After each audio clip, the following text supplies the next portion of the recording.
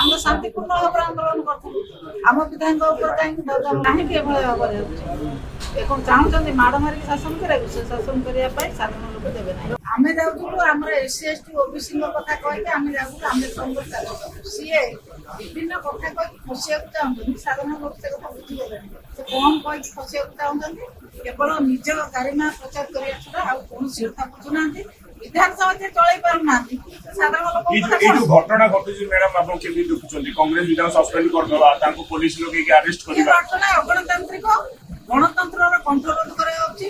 ବିଧାୟକ ମାନଙ୍କୁ ବାଧ୍ୟ କରାଯାଉଛି ଆମ ସପକ୍ଷରେ କୁହ, ଆମ ସପକ୍ଷରେ ସରକାର ସପକ୍ଷରେ ନ କହିଲେ ଆମେ ତମ ଉପରେ ଆକ୍ଟ କରିବୁ। ଏଇ କଥା କହୁଛନ୍ତି ଯେ ଯିଏ ଯୋଉ ବିଧାୟକ ଯୋଉ ଦଳରୁ ଆସନ୍ତି ଆମ ସପକ୍ଷରେ କୁହ, ସରକାରଙ୍କ ସପକ୍ଷରେ କୁହ।